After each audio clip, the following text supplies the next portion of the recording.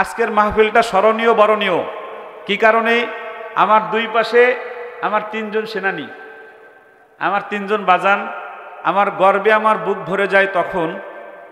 একদম কলবের ভিতর থেকে চোখ বন্ধ করে আল্লাহকে সাক্ষী রেখে বলছি, রায়হান, তাসরিফ, জুনায়েদ, এরা তিনজন যখন আমাকে একযোগে হাজার হাজার মানুষের সামনে বাজান বলে, আমার কাছে মনে হয় যে বাবা ডাকটা আমার জন্য সার্থক হয়েছে।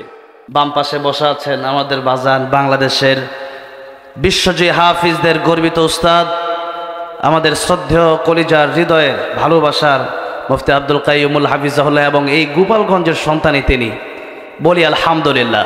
সম্মানিত অতিথি, আমার ওস্তাদ জি, আমার বাজান, আমাদের সবার বাজান মুফতি আব্দুল কাইয়ুমুল্লাহ হাফিজাহুল্লাহ আপনাদের কিছু বলবেন, যিনি শুধু আমারই নন, হাজারো হাফেজে কোরআনদের ওস্তাদ। আমার প্রিয় বাজান তাসরিফ যাকে বাজান বলে, রায়হান বাজানকে বাজান বলে, আমিও ওনাকে বাজান বলি। একসময় আরেকজনও বলতো। সুন্দর মন মানসিকতা যার অনেক পরিমাণে ভালো, ঐতিহ্যবাহী এক মাদ্রাসা, সারা বাংলাদেশ নয়, বাংলা ভাষাভাষী মানুষ সারা বিশ্বের যে কোনো প্রান্তে যারা আছেন প্রত্যেকেই যাকে চিনেন, আর রায়হান ইন্টারন্যাশনাল মাদ্রাসা ঢাকায় সম্মানিত প্রতিষ্ঠাতা পরিচালক হযরত মাওলানা মুফতি আব্দুল কাইয়ুমুল্লাহ সাহিব দামাত বরকাতুহুম। স্মরণীয় বরণীয়। কি কারণে? আমার দুই পাশে আমার তিনজন সেনানী, আমার তিনজন বাজান, আমার গর্বে আমার বুক ভরে যায় তখন। একদম কলবের ভিতর থেকে চোখ বন্ধ করে আল্লাহকে সাক্ষী রেখে বলছি, রায়হান, তাসরিফ, জুনায়েদ, এরা তিনজন যখন আমাকে একযোগে হাজার হাজার মানুষের সামনে বাজান বলে, আমার কাছে মনে হয় যে বাবা ডাকটা আমার জন্য সার্থক হয়েছে। আপনারা কি এরকম ডাক শুনতে চান? আর আপনারা জি এরকম আসতে বললে হইব? আপনারা কি এরকম ডাক শুনতে চান? এইরকম আল্লাহর ওলি, বড় বড় হাফেজদের সঙ্গে, পীর সাহেবদের সঙ্গে জান্নাতে থাকতে চান কে কে? নারায়ে তাকবীর, নারায়ে তাকবীর। আল্লাহ কবুল করুক, জোরে বলেন আমিন। আল্লাহর ভালোবাসা এখানে কে কে চান? ওরে বাবা, হাত নামান। আমাদের এই আল্লাহর ভালোবাসার কথাটা বলার আগে আমি ছোট্ট একটা গল্প বলি। হ্যাঁ, বলবো? এক লোক মামলায় পড়ছে। কিসে পড়েছে?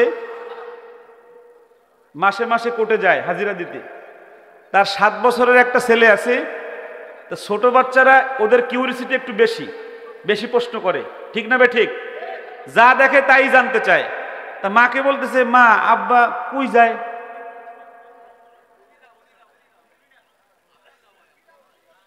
এই এই মোবাইল হলো, একটু চাপ দিই। আমার এই মাত্র 2 মিনিট লাগবে, একটু শান্ত থাকা যাবে না? কয় যে, বাবা, তোমার আব্বু কোর্টে যায়, জজ কোর্টে।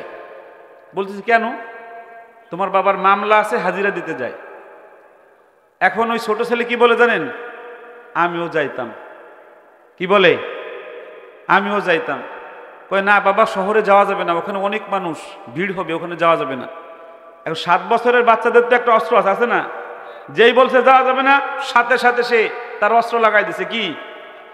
একদম কান্না খালি শুয়ে একদম গৌড়াইতেছে, আমি যাইতাম, আমি যাইতাম, আমি যাইতাম। তখন বউ বলতেছে যে তাহলে যেহেতু এরকম কান্দাছে, নিয়ে যান আজকে। তা নিয়ে গেছে, কোর্টে যে বসছে। আপনারা তো কোর্ট দেখছেন, অনেকে দেখছেন না? এই কোর্ট যেন কেউ না দেখায়। বলেন আল্লাহুম্মা আমিন। আরো জোরে বলেন আল্লাহুম্মা আমিন। এই কোর্ট যেন আমাদের কাউকে না দেখায়। আরো বলেন আমিন।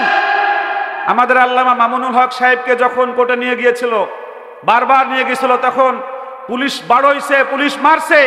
এরপরও আমার সূর্য সন্তান হাফেজে কোরআনরা 5 বার দৌড়াইছে, ঠিক না বেঠিক? একজন না হাজার হাজার। এইরকম কোর্টে যেন আমাদেরকে আরো চলবেন। আর শিক্ষা তো নেয় না।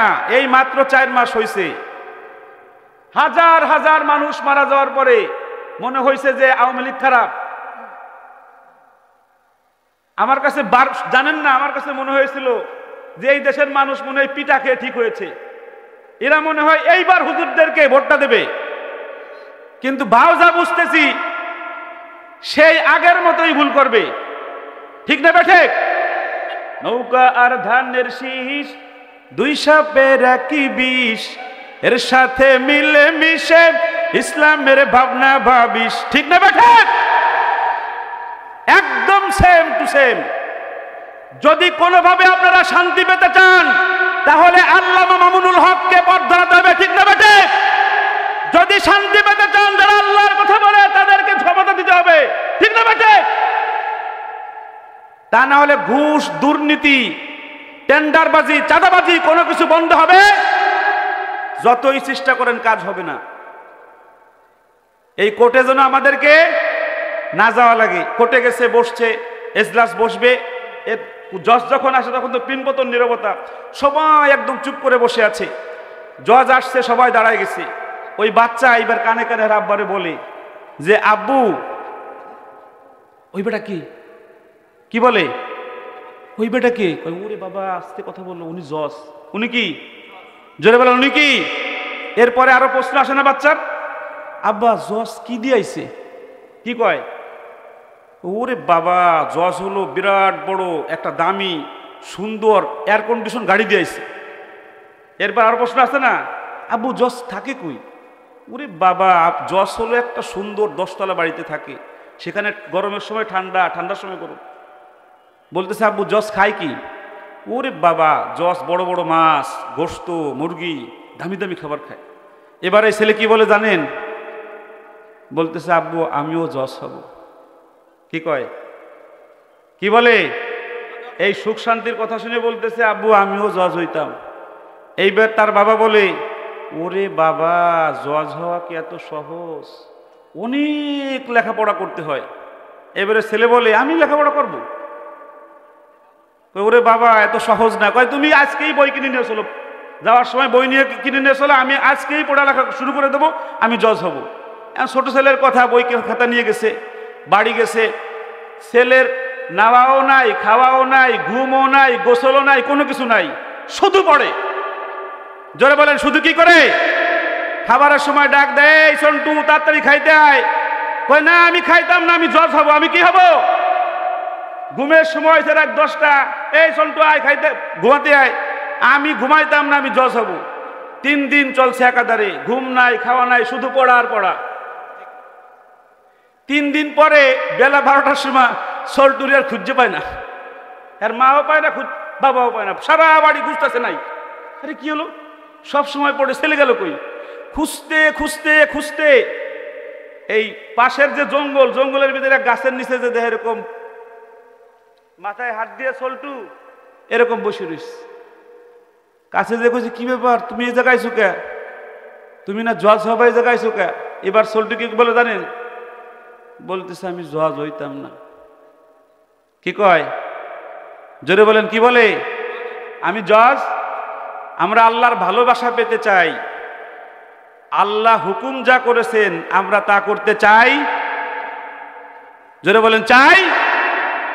আল্লাহর ভালোবাসা পেতে হলে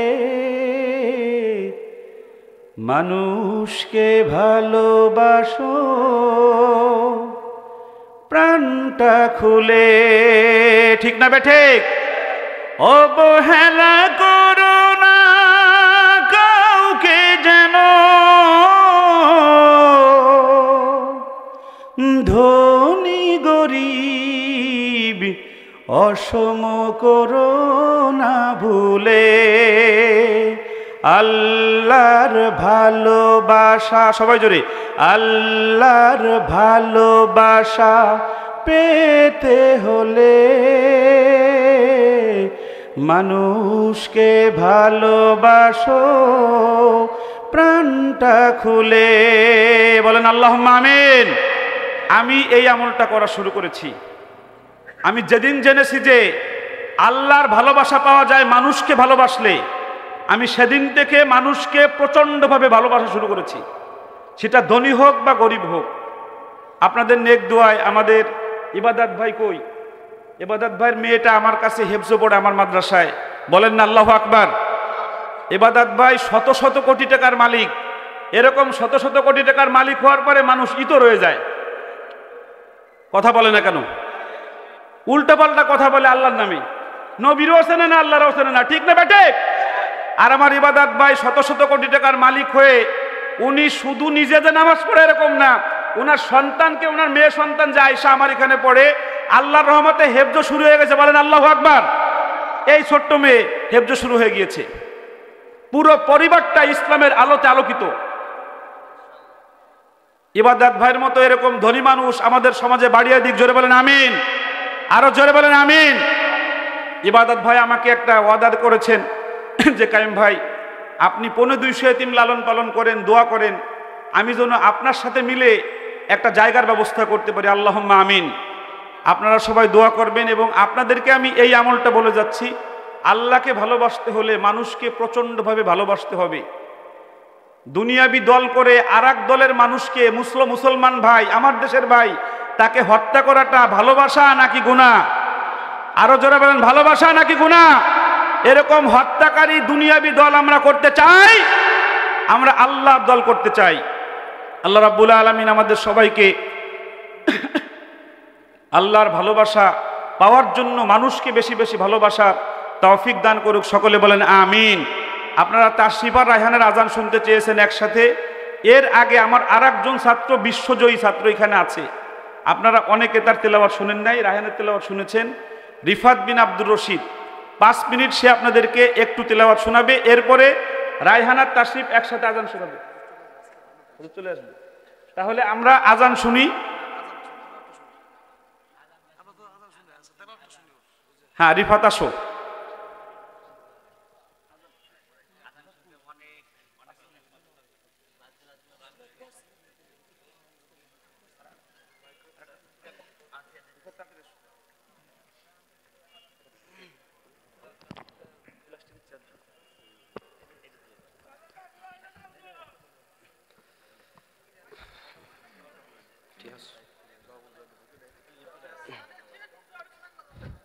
السلام عليكم ورحمة الله وبركاته.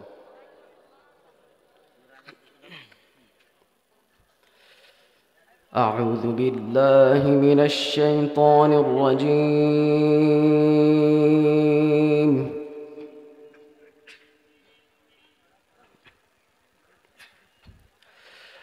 بسم الله الرحمن الرحيم.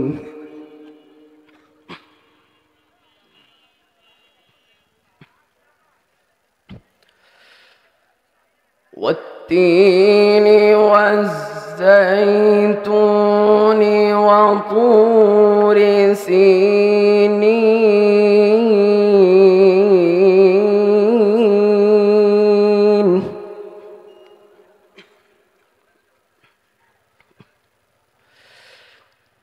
وهذا البلد الأمين لقد خلقنا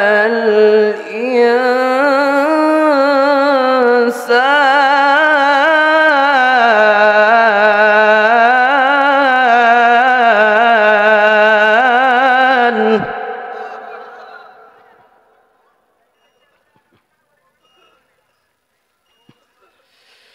بسم الله الرحمن الرحيم.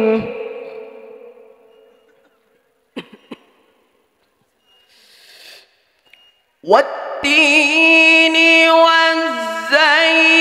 والزيتون وطور سينين وهذا البلد الأمين لقد خلقنا الإنسان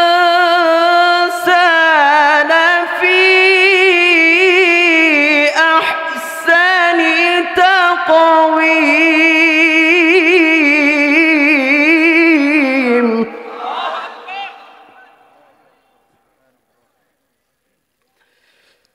ثم رددناه أسفل سافلين.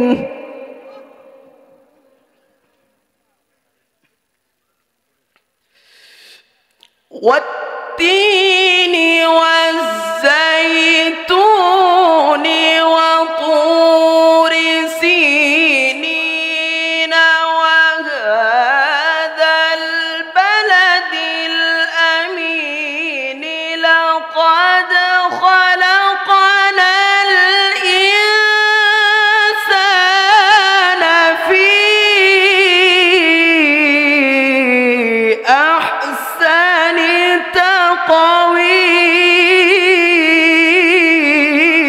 تقويم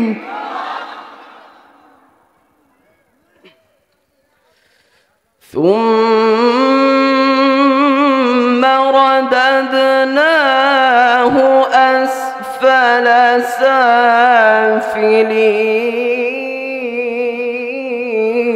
سافلين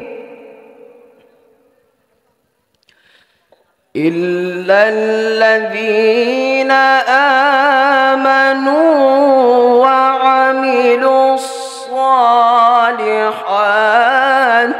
فلهم أجر غير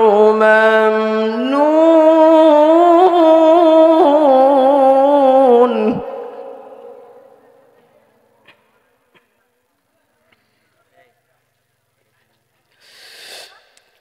إلا الذين آمنوا وعملوا الصالحات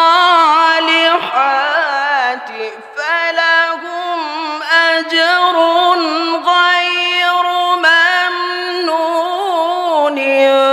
فما يكذبك بعد بالدين أليس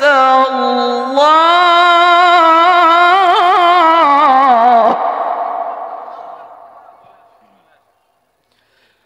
فما يكذبك بعد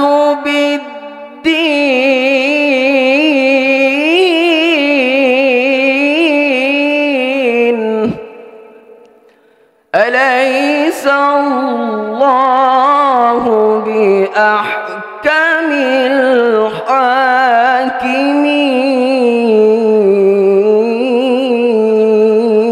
الحاكمين صدق الله العظيم السلام عليكم